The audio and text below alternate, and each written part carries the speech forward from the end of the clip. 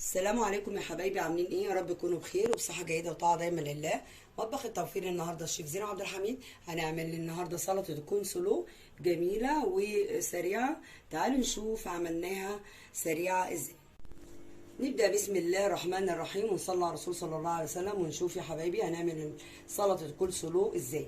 زي ما حضراتكم شايفين بيبقى فيه كوبيتشا، بتبقى كبيره صغيره على حسب يعني ما انت ما عايزه، صغير او كتير. لو كانت كبيره ممكن نقسمها نصين زي ما حضراتكم شايفين كده اهوت، ونعمل نصها ونكيس النص التاني بستريتش عشان خاطر ما يبصش. ادي قسمناها نصين. بتيجي بقى ايه، اشوف المقادير بتاعتي. عندنا جزرتين او ممكن اكتر، عندنا بصله، عندنا شويه لبن صغيرين، لو كانت كوبايه كبيره يبقى نص كوبايه، عندنا سلطانيه زبادي كبيره. الصوص طبعا ما بيبقى كتير بيبقى حلو. عندنا على حسب الكميه دي هناخد 4 معالق من المايونيز اللي احنا عملناه مع بعضينا في البيت، وعندنا معلقتين عسل او معلقتين سكر، يا ده يا ده، يا ممكن ناخد الاتنين. عندنا معلقتين 3 خل.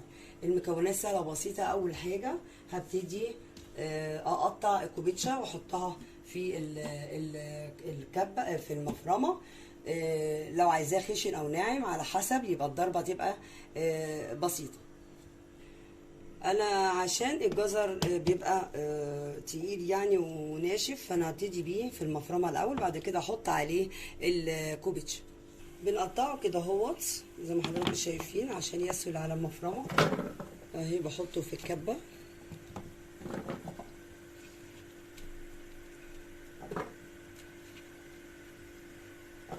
تيجي برضو اعمل البصل او ممكن تبشر البصل، بس احنا بنعمل كونسلو سريع اللي يتعمل ثواني 5 دقايق يكون خلصان.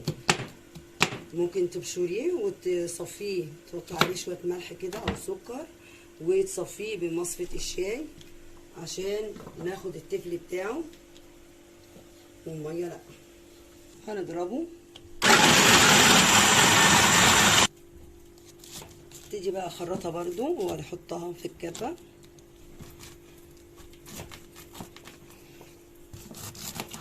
اهو واللي بيطلع بنحطه هنا اهوت زي ما حضراتكم شايفين، ونضربها. لو عايزينه ناعم يبقى ضربه جامده، عايزينه خشن يبقى ضربه بسيطه اهو.